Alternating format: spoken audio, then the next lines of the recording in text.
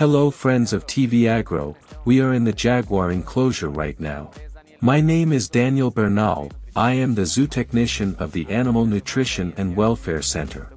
Next we are going to show an enrichment with the Jaguar, where, obviously, this animal is at this moment in the management area, which allows us, also allows the caretaker to enter the entire enclosure to do all the management and cleaning of the animal space, so while he is, obviously, protected in his management area, his bedroom as such, then, right now, the trainee is going to open the door for us.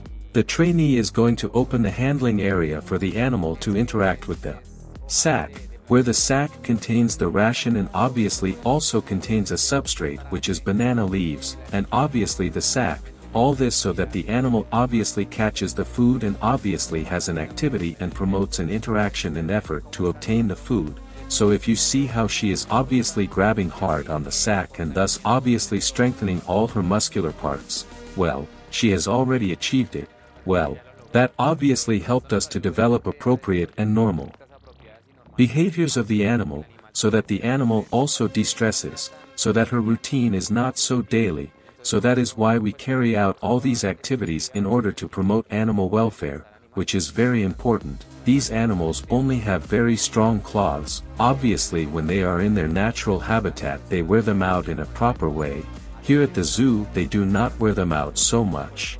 So that is why we promote what is the operant conditioning, where we are giving them positive reinforcement through meat, and another person is giving them a manicure. Ready? The teeth are obviously very strong. It is the animal that has the strongest bite of all the felines, yes, for my criteria. It is the most suitable feline because this animal can climb, climb as well, it can obviously hunt its prey underwater. If it can also hunt crocodiles, slugs, even fish, obviously, it consumes, then the diet of these animals here at the zoo is based on chicken meat, obviously, which offers bone for calcium intake. It is also offered fish obviously. Why is this? Because we also have to take into account that red meat offers high levels of iron, which can generate certain complications in the kidneys, so if you have a pet, let's say, like a domestic cat, you can, let's say, take it to the veterinarian where most likely it will have some kind of kidney problem, so that is why we coordinate it this way. Because obviously we do not handle concentrates for animals that must consume purely animal protein, such as meat.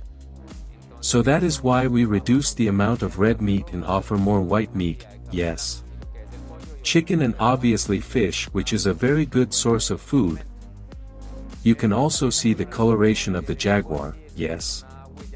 This is like a fingerprint, all jaguars obviously have some differences in all their spots.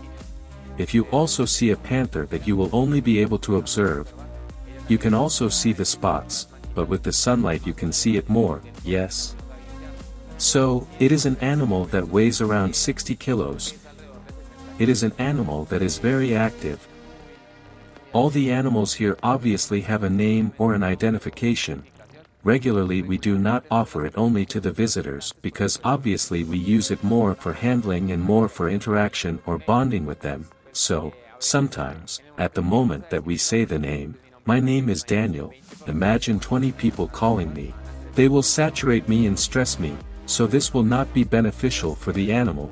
That is why we do not offer the name of the animals to these animals. When they undergo chemical restraint through darts and sedation, what we do is teeth cleaning, then we do a prophylaxis, because even though they only eat, the bone that helps them to clean all the dental part, they also begin to accumulate the popular tartar, and then they begin to really deteriorate the teeth or the fangs. Obviously, it is a very important tool for them, to tear and to grind all the bones. So that is why we have to do a dental cleaning. It is a very. We also cut the claws, as I mentioned, and depending on whether the animal has some complication, we start, let's say, to take an x-ray because I don't know, like it has a limp or a certain complication that it may present, so we establish it there.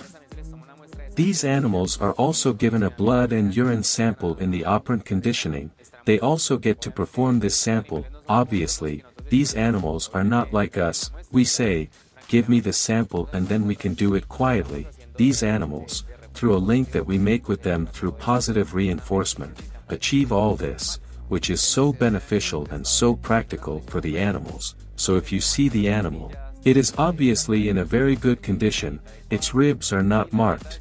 How is the diet of these animals balanced? We have an energy or caloric requirement of these animals is done through formulas. Here at the zoo we use a software called Zoonutrition, and we use a solver that was developed in order to obviously ensure the nutritional intake and obviously avoid complications of deficiencies or complications that may arise in the dietary part of the animal. Yes. So you can obviously see that the animal is in a very appropriate condition. It does not have that hanging fat that obviously is not practical. Well, that the animal is also very heavy, because, well, when it is heavy it will also have some complications of diseases, so the idea is to keep it in an optimal weight condition. We also make an evaluation of body condition. We have a diagram where we have some images, and according to that we categorize them, according to if they are marked, let's say, the bones, or if they have not started to be marked, or if they already have a lot of fat, and according to that we also establish some enrichments. But let's say, if the animal is very chubby we put it, so as not to make such an abrupt change in the diet, obviously, we lower the diet little by little. The diet we hang it, we put it in a basket, in a sack, all this so that the animal starts to use more energy. And in this way, the animal begins to reduce its weight. Yes. Here we have also arrived. Let's say, in the panther we have also made a duct as well. Obviously we had to bring all the instruments from the United States because the fangs of an animal, well, obviously of a jaguar, are quite long, so, obviously we did not have the equipment here, to be able to execute it. Fortunately we were able to do the conduit to our jaguar. This is a male and he comes from another zoo.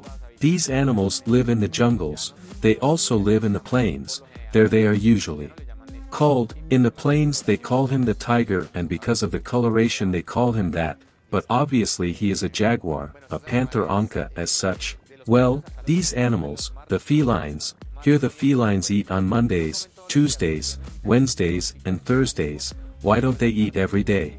Because they need to detoxify their organism, because meat is very difficult to digest, it can take from 2 to 3 days to digest the meat. Yes.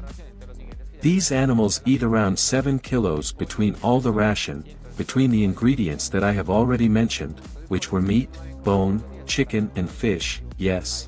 So, all this is distributed in the rations.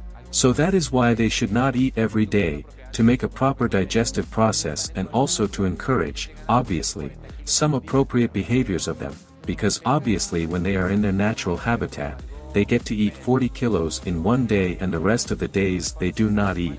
When you come to the zoo maybe you will see them as somewhat lazy, or you will say, no, they are asleep.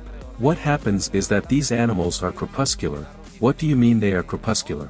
When the sun rises or when the sun goes down they are more active, so around 5 o'clock in the afternoon they are more active, the tiger starts roaring, the lion, the puma starts screaming and the jaguar starts roaring too. Yes.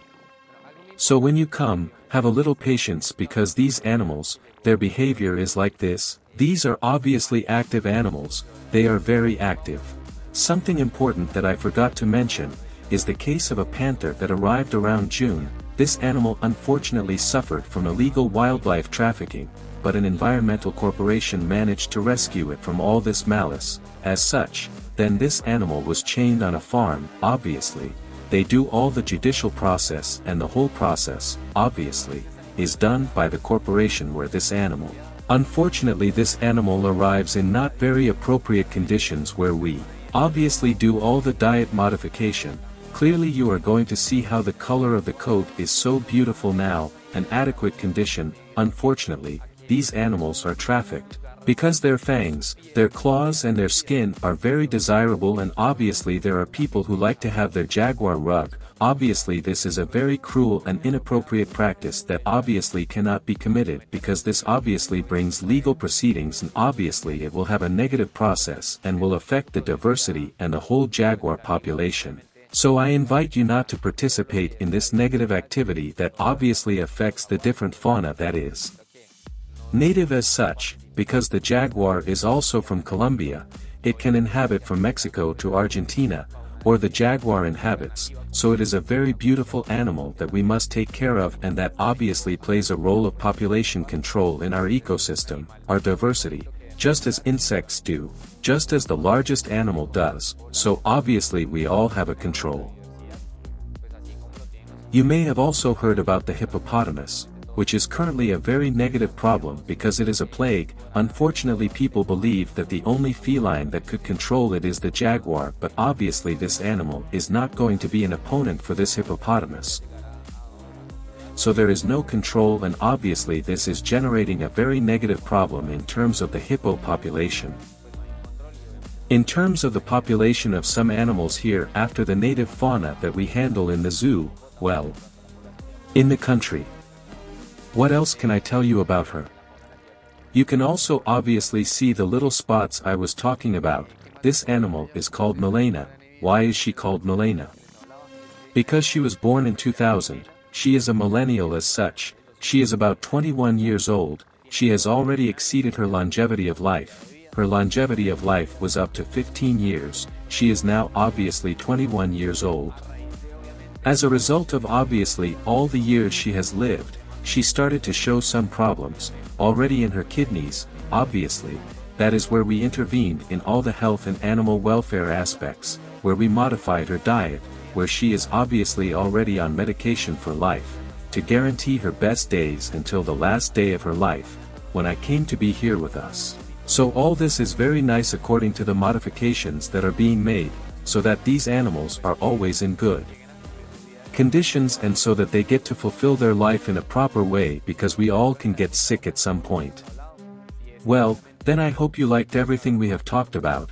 If you want to know more information about jaguars, obviously, there at the bottom of the screen, there you will find the page of the Zoo of the Santa Cruz Zoo Foundation. I hope you liked it and that at some point you take the time to visit us and learn about this beautiful topic of all these animals and why they